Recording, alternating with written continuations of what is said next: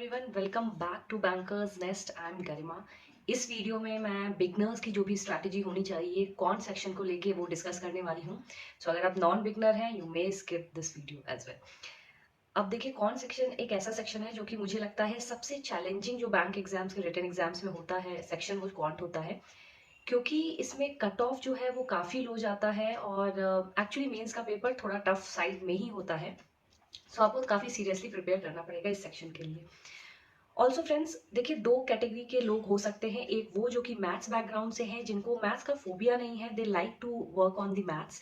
तो उनके लिए ये जो बेसिक्स पार्ट पढ़ना है मैथ्स का, वो एक काइंड ऑफ रिवीजन है उनका सिलेबस का, जो भी उन्होंने पहले पढ़ रखा है।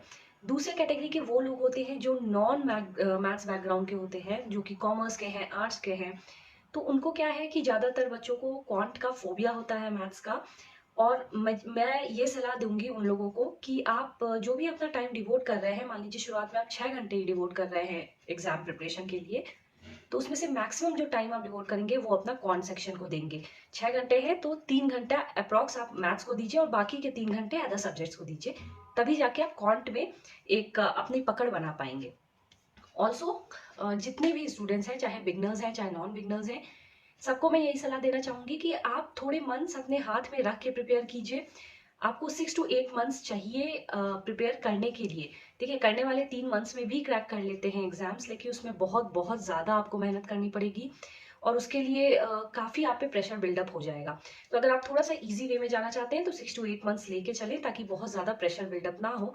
स्पेशली अगर आपने कोई भी कॉम्पिटिटिव एग्जाम पहले नहीं दिया हुआ है, अगर आप बिल्कुल फर्स्ट टाइमर हैं, तो बिल्कुल आपको कुछ मंथ्स लेके चलने हैं। अब हम बात करेंगे रिसोर्सेज की।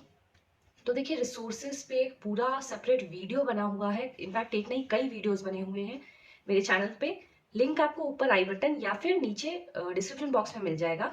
तो कौन कौन सी बुक्स आपको फॉलो करनी है पर सेक्शन, फिर कौन कौन सी यूट्यूब फैकल्टीज आपको फॉलो करने हैं पर सेक्शन, सब पे वीडियोस आपको मिल जाएंगे। देखिए फ्रेंड्स, अगर आपने कोई भी कोर्स पैकेज बाय नहीं किया हुआ है तो मेरा सजेशन आपको यही होगा कि आप बुक्स और यूट्यूब फैकल्टीज या यूट्यूब वीडियोस दोनों की हेल्प से तैयारी करें। मान लीजिए आप बुक से एक टॉपिक कोई कवर करते हैं, profit and loss for example, पहले उसको कवर करने की कोशिश कीजिए। और फिर अगर आपको लग रहा है कि कॉन्सेप्ट अभी भी थोड़े नहीं क्लियर हैं, तो आप बिल्कुल यूट्यूब की मदद ले सकते हैं।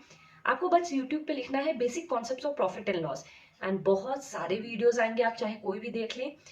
देखिए, आप अमर सर का देख सकते हैं, सुमित सर का देख सकते हैं, और बहुत सारे यूट्यूब फैकल्टीज और भी अच्छे अच्छे हैं, उनका भी देख सकते हैं। बस बेसिक कॉन्सेप्ट्स के लिए आप उन्हें एक बार डील करें उनके वीडियोस से।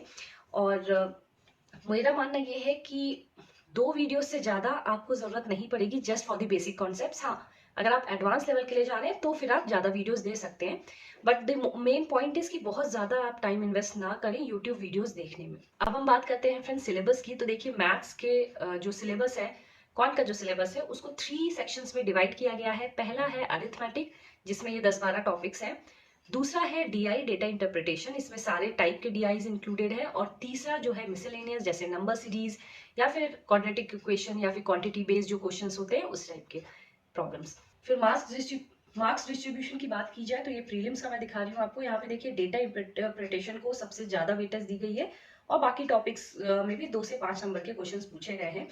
यहाँ पे प्रीलिम्स मैंने इसलिए लिया है फ्रेंड्स, क्योंकि पीओ की अगर बात की जाए, बैंक पीओ एग्जाम्स में, तो वहाँ मेंस में बस डेटा इंटरप्रिटेशन ही ज्यादातर पूछा जाता है और भी टॉपिक्स रहते हैं, बहुत कम वेटेज के रहते हैं।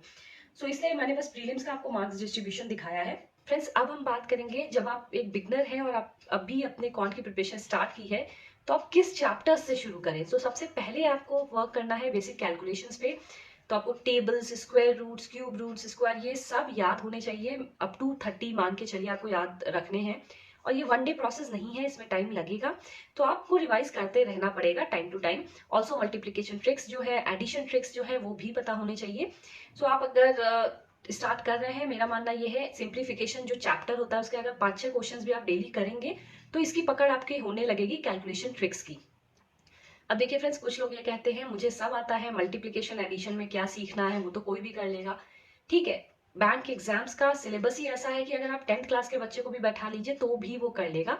हो सकता है उसे 25 मिनट ना लग के 2 से 3 घंटे लग जाए, कर लेगा वो भी, बट उसकी स्पीड नहीं होगी। तो आपको अपनी स्पीड बढ़ानी है, इसीलिए ये सारे ट्रिक्स आपको अप्लाई करने पड़ेंगे अपने अपकमिंग जो भी चैप्टर्स हैं उसमें। एक बार आपने जब अपने ये कैलकुलेशन ट्रिक्स पे वर्क कर लिया, फिर आप चैप्टर्स जैसे रेशियो प्रोपोर्शन है, परसेंटेज है, एवरेज है, जो बेसिक आपके कैलकुलेशन के चैप्टर्स हैं उस पे पकड़ बनानी है, क्योंकि ये सारे जो चैप्टर्स हैं इनका यूज आपके आगे जो चैप्टर्स आने वाले हैं उसमें भी होने वाला है। फिर आपने इस पे वर्क किया। सेकेंड स्लॉट में आप मेनली अरिथमेटिक के जो चैप्टर्स हैं उस पे काम करेंगे, जैसे time and work, boat stream, time distance, profit loss, और भी इस टाइप के जो आपको लिस्ट दिख रहे होंगे उन चैप्टर्स पे आपको काम करने हैं सेकेंड स्लॉट में। फिर फ्रेंड्स थर्ड स्लॉट में आपको उन चैप्टर्स पे काम करने हैं जो थोड़े से हाई वेटेज है। कह लीजिए डेटा इंटरप्रिटेशन जितने टाइप्स के भी होते हैं, चाहे टेबुलर हो, चाहे ग्राफिकल हो, चाहे केसलेट हो, सब टाइप के डेटा इंटरप्रिटेशन पे वर्क करना है। फिर आपको नंबर सीरीज पे वर्क करना है, क्वांटिटेटिव इक्वेशंस, क्वांटिटी बेस्ड, ये सारे जो टॉपिक्स हैं ये आप थर्ड स्लॉट में आप कवर अप करेंगे। ठीक है। जो फोर्थ स्लॉट है फ्रेंड्स, वो देखिए कुछ ऐसे टॉपिक्स हैं जो अगर आप नॉन मैथ्स बैकग्राउंड के हैं तो थोड़े से आपको ट्रिकी लगने वाले हैं। Also these are completely independent chapters, तो इनका कोई भी लिंक नहीं है किसी और चैप्टर से। तो फोर्थ स्लॉट में जो भी मैं आपको चैप्टर्स बता रही हूँ, चाहे वो आप शुरुआत में कर लें चाहे आप बाद में कर लें, एक ही मतलब है उसका। ये चैप्टर्स है mensuration, probability, permutation and combination. So थोड़े से टेढ़े क्वेश्चंस हैं इसमें। सो अगर आप अगर आप नॉन मैथ्स बैकग्राउंड के हैं तो मेरा सजेशन यही होगा आप थोड़ा सा लेटर पार्ट पे करें, ताकि आपकी जो बेसिक फंडामेंटल्स क्वांट पे है वो पकड़ हो जाए और फिर आप इनसे डील करें क्वेश्चंस। फिर फ्रेंड्स ये बात हो गई आप किस ऑर्डर में चैप्टर्स को करेंगे। जो अब मैं बात करने वाली हूँ वो ये है कि आपको पढ़ना कैसे है। तो देखिए जो भी आप बुक्स उठा रहे हैं उसमें, क्योंकि मैथ्स है उसमें बहुत ज्यादा थ्योरी नहीं होती है, hardly half page, 1 page, maximum 2 page की होगी थ्योरी। तो आप पहले थ्योरी पढ़ें, फिर जो भी 30 से 40 आपको सॉल्व एग्जाम्पल्स दिए गए होंगे हर चैप्टर के साथ, मेरा मानना ये है उन्हें जरूर आप लगाएं, क्योंकि उसमें हर टाइप के क्वेश्चंस इंक्लूडेड रहते हैं जो भी आपके आगे एक्सरसाइजेज में जिसपे बेस्ड होंगे क्वेश्चंस। तो आप सॉल्व एग्जाम्पल्स बिल्कुल लगाएं। अगर आपको बेसिक कॉन्सेप्ट्स नहीं समझ में आता है आप यूट्यूब वीडियोस की हेल्प ले सकते हैं।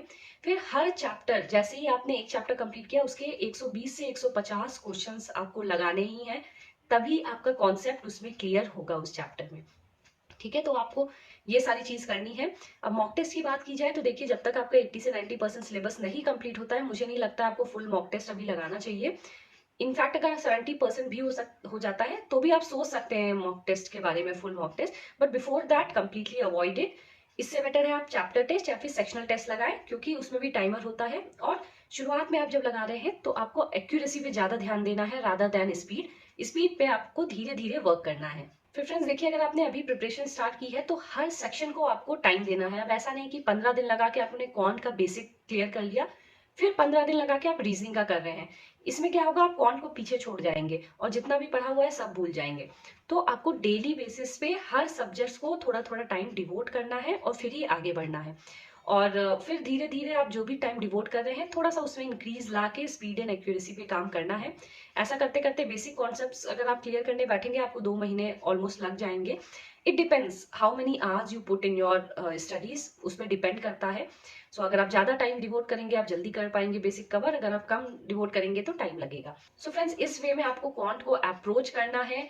अगर आप 20-25 दिन लगा दे रहे हैं क्वांट को धीरे धीरे, जब आप हर सेक्शन पे डिवोट करके टाइम चल रहे हैं 20-25 दिन बाद, तो आपको धीरे धीरे कॉन्फिडेंस आने लगेगा क्वांट में भी।